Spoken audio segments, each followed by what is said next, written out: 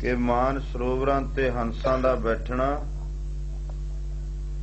ਇਹ ਕਾਲ ਪੁਰਖ ਦਾ ਹੁਕਮ ਐਸਾ ਹੈ। ਗੁਰਬਾਣੀ ਵਿੱਚ ਮਹਾਰਾਜ ਦਾ ਐਸਾ ਹੁਕਮ ਆਉਂਦਾ ਹੈ। ਸਾਰੇ ਗੱਜ ਵੱਜ ਕੇ ਸ਼ਬਦ ਵਿੱਚ ਬੋਲ ਕੇ ਆਪਣੀ ਰਸਨਾ ਪਵਿੱਤਰ ਕਰਦੇ ਰਿਹਾ ਕਰੋ। ਮੇਲਾ ਧੁਰ ਤੋਂ ਹੀ ਚੱਲਿਆ ਹੰਸਾਂ ਤੇ ਸਰੋਵਰਾਂ ਦਾ, ਧੁਰ ਤੋਂ ਹੀ ਚੱਲਿਆ ਹੰਸਾਂ ਤੇ ਸਰੋਵਰਾਂ ਦਾ।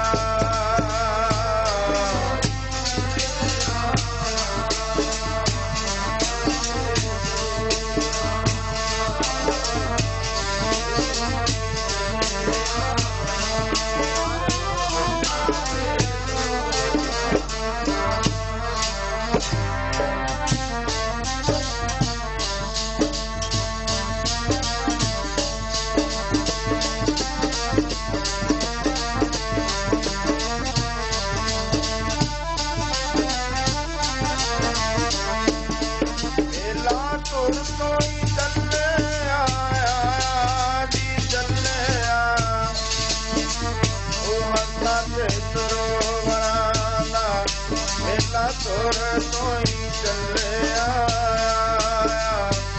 ਹੰਸਾਂ ਤੇ ਸਰੋਵਰਾਂ ਦਾ।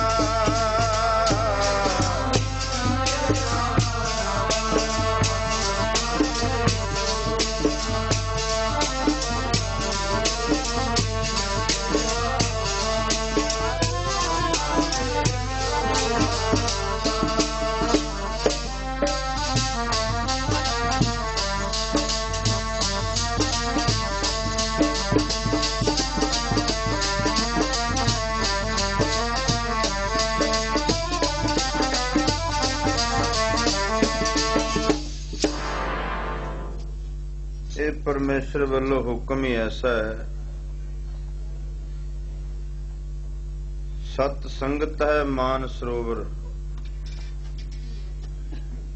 ਗੁਰਮੁਖ ਨੇ ਹੰਸ। ਹੀਰਾ ਪਰਮੇਸ਼ਰ ਦਾ ਨਾਮ, ਸ਼ੁਭ ਵਿਚਾਰਾਂ ਨੇ ਮੋਤੀ। ਇਹ ਜਗ੍ਹਾ ਗੁਰਮੁਖਾਂ ਦੀ ਹੈ ਜਿੱਥੇ ਆਪਾਂ ਬੈਠੇ ਹਾਂ। ਮਨਮੁਖ ਰੂਪੀ ਬਗਲਾ ਤੇ ਕਾਂ ਨਹੀਂ ਇੱਥੇ ਆ ਕੇ ਬੈਠਦੇ। ਕਿਉਂਕਿ ਉਹਨਾਂ ਨੇ ਚੁਗਲੀਆਂ ਦੀਆਂ ਡੱਡੀਆਂ ਤੇ ਈਰਖਾ ਦੀਆਂ ਮੱਛੀਆਂ ਚੁਗ ਚੁਗ ਕੇ ਖਾਣੀਆਂ। ਜੋ ਆ ਵੀ ਜਾਣ ਓਏ ਵਲ ਛਲ ਕਰ ਝੱਤ ਕੱਢ ਦੇ, ਫਿਰ ਜਾਏ ਬਹਿ ਕੁੜਿਆਰਾ ਪਾਸ। ਉਹਨਾਂ ਦਾ ਫਿਰ ਇੱਥੇ ਚਿੱਤ ਨਹੀਂ ਲੱਗਦਾ। ਇਸ ਕਰਕੇ ਮਾਨ ਸਰੋਵਰ ਤਿਆਗ ਕੇ ਗੁਰਮੁਖ ਹੰਸ ਜਨ ਨਾਮ ਰੂਪੀ ਹੀਰੇ ਨੂੰ ਗ੍ਰਹਿਣ ਕਰਦੇ ਨੇ ਤੇ ਸ਼ੁਭ ਵਿਚਾਰਾਂ ਰੂਪੀ ਮੋਤੀ ਚੁਗਦੇ ਨੇ। ਸਮੁੰਦਰ ਹੈ ਮਾਨ ਸਰੋਵਰ, ਭਵਜਲ ਰੂਪੀ ਸਮੁੰਦਰ ਹੈ। ਜਿਹਨੂੰ ਗੁਰਮੁਖ ਨੇ ਸ਼ਬਦ ਸੁਰ ਦੇ ਮਾਰਗ ਦੁਆਰਾ ਪਾਰ ਕਰਨਾ। ਪਰ ਜਿਹੜੇ ਮਨਮੁਖੀ ਪਾਪਾਂ ਵਿਕਾਰਾਂ ਰੂਪੀ ਆਪਣੇ ਜੀਵਨ ਨੂੰ ਬਰਬਾਦ ਕਰਨੇ, ਉਹ ਭੈ ਦੇ ਜਲ ਵਿੱਚ ਭਵਜਲ ਚ ਡੁੱਬ ਜਾਣਗੇ। ਇਸ ਕਰਕੇ ਇਹ ਕਾਲ ਪੁਰਖ ਪਰਮੇਸ਼ਰ ਵੱਲੋਂ ਹੁਕਮ ਹੈ, ਸਤ ਸੰਗਤਾ ਤੇ ਗੁਰਮੁਖ ਦਾ ਮੇਲ ਰੱਖਿਆ। ਜੇ ਕੋਈ ਪਾਪੀ ਵੀ ਸੰਗਤ ਵਿੱਚ ਆ ਜਾਵੇ, ਕੋਟ ਅਪਰਾਧੀ ਸਾਧ ਸੰਗ ਉਦਰੇ, ਜਮ ਤਾਂਕੈ ਨੇੜ ਨਾ ਆਵੇ। ਕੋਟ ਅਪਰਾਧੀ ਸੰਤ ਸੰਗ ਉਦਰੇ, ਕਰੋੜਾਂ ਪਾਪ ਕਰਨ ਵਾਲੇ ਜਦੋਂ ਸਤਪੁਰਸ਼ਾਂ ਦੀ ਸੰਗਤ ਵਿੱਚ ਆਉਂਦੇ ਨੇ, ਭੂਮੀਏ ਚੋਰ ਵਰਗੇ, ਸੱਜਣ ਠੱਗ ਵਰਗੇ, ਕੌਡੇ ਰਾਖਸ਼ ਵਰਗੇ, ਅਨੇਕਾਂ ਲੱਖੂ ਧਾੜਵੀ ਵਰਗੇ, ਜਿਨ੍ਹਾਂ ਦਾ ਜੀਵਨ ਕੁਸੰਗਤ ਕਰਕੇ ਬਰਬਾਦ ਹੋ ਚੁੱਕਾ ਸੀ, ਸੰਗਤ ਕਰਕੇ ਉਹਨਾਂ ਦਾ ਉਧਾਰ ਹੋਇਆ ਹੈ। ਥਾਂ ਥਾਂ ਤੇ ਸਤਿਗੁਰੂ ਮਹਾਰਾਜ ਸਤ ਸੰਗਤ ਕਰਨ ਦੀ ਤਾਕੀਦ ਕਰਦੇ ਹਨ। ਮੇਰੇ ਮਾਧੋ ਜੀ ਸਤ ਸੰਗਤ ਮਿਲੇ ਸੋ ਤਰਿਆ। ਜਿਹਨੂੰ ਸਤਸੰਗ ਦੀ ਪ੍ਰਾਪਤੀ ਹੋਈ ਹੈ, ਜਿਹਨੂੰ ਸਤਸੰਗ ਮਿਲ ਗਿਆ, ਸੰਸਾਰ ਭਵਜਲ ਤੋਂ ਸਹਿਜੇ ਹੀ ਤਰ ਜਾਂਦਾ ਹੈ। ਗੁਰੂ ਅਰਜਨ ਦੇਵ ਜੀ ਮਹਾਰਾਜ ਦੇ ਚਰਨਾਂ ਵਿੱਚ ਗੁਰਸਿੱਖਾਂ ਨੇ ਬੇਨਤੀ ਕੀਤੀ, ਸੱਚੇ ਪਾਤਸ਼ਾਹ ਕਈ ਲੋਕ ਕਹਿੰਦੇ ਨੇ ਵੇਦਾਂ ਦਾ ਪਾਠ ਕਰਨਾ ਸਭ ਤੋਂ ਉੱਤਮ ਕਰਮ ਹੈ, ਕਈ ਕਹਿੰਦੇ ਨੇ ਹੱਥ ਤੇ ਪ੍ਰਸ਼ਾਦਾ ਲੈ ਕੇ ਛਕਣਾ, ਬਰਤਨ ਵਿੱਚ ਨਾ ਛਕਣਾ, ਇਹ ਵੀ ਪੁੰਨ ਕਰਮ ਹੈ, ਬੋਲਣਾ ਨਾ ਇਹ ਵੀ ਉੱਤਮ ਕਰਮ ਹੈ, ਬਸਤਰ ਲਾ ਕੇ ਜੰਗਲਾਂ ਵਿੱਚ ਨੰਗਣ ਫਿਰਨਾ ਇਹ ਵੀ ਉੱਤਮ ਕਰਮ ਹੈ। ਆਪ ਕਿਰਪਾ ਕਰਕੇ ਦੱਸੋ ਵੀ ਸਭ ਤੋਂ ਕਲਯੁਗ ਦੇ ਵਿੱਚ ਉੱਤਮ ਕਰਮ ਕਿਹੜਾ ਹੈ, ਕਿਹੜਾ ਕਰਨਾ ਬਣਦਾ ਹੈ ਸਮੇਂ ਦੇ ਵਿੱਚ।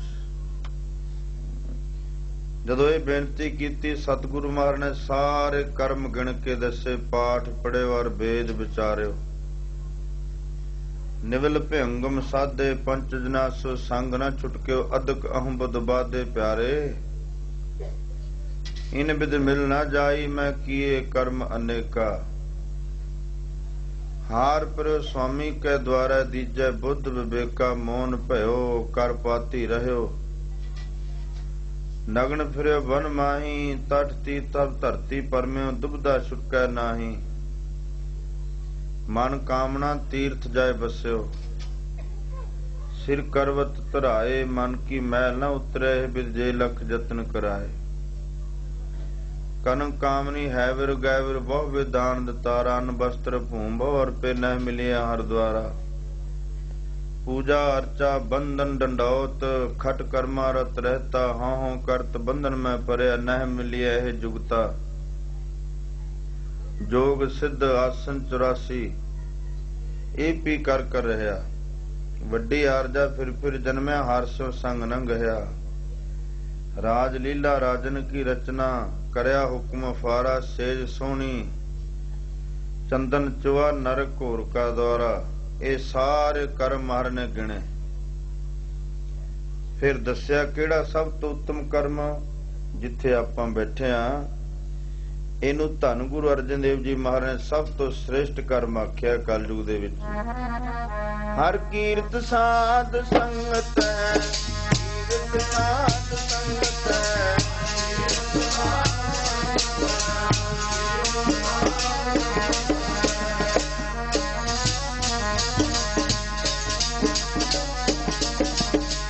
ਕਰਮਨ ਕੈ ਕਰਮਾ, ਕੀਰਤ ਸਾਧ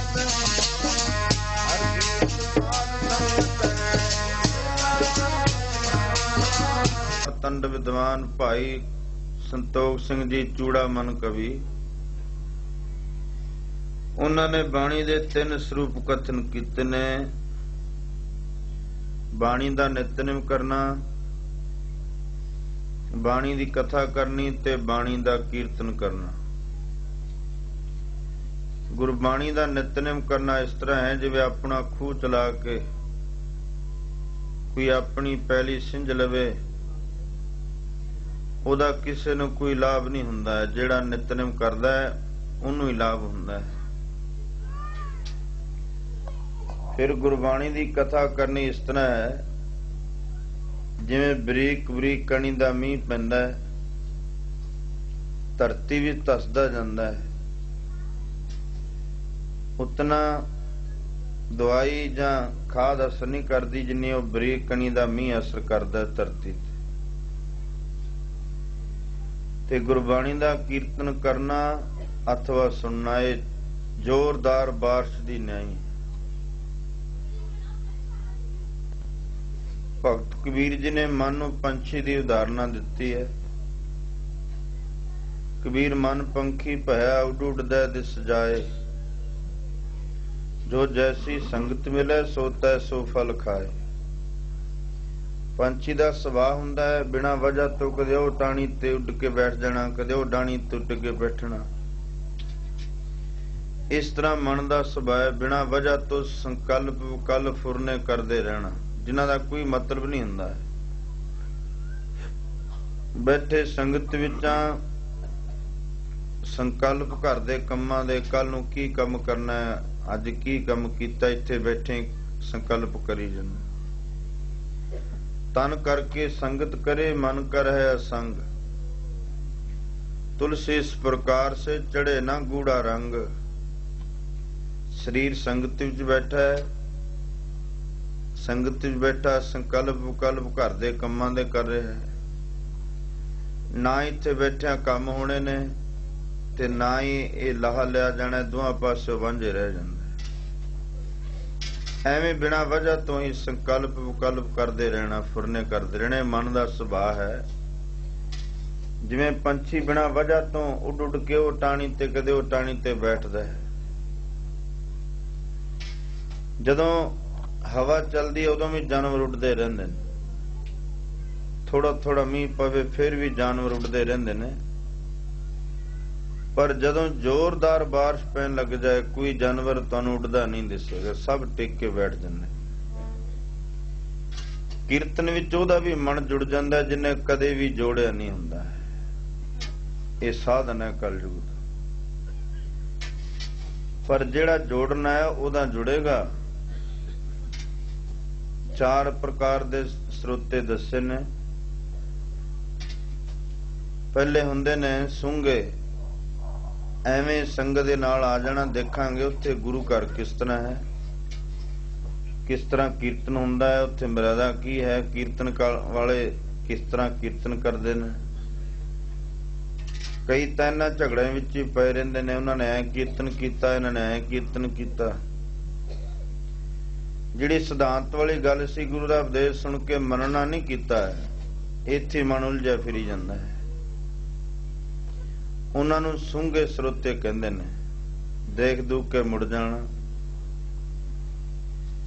फिर दूजे हुंदे खूंगे आके संगत विच बैठ गए, देखा देखी मन नहीं मनदा है। सोचदे एवें आ गए, किते हास रस विच बैठदे निंदिया चुगली वालियां कोल।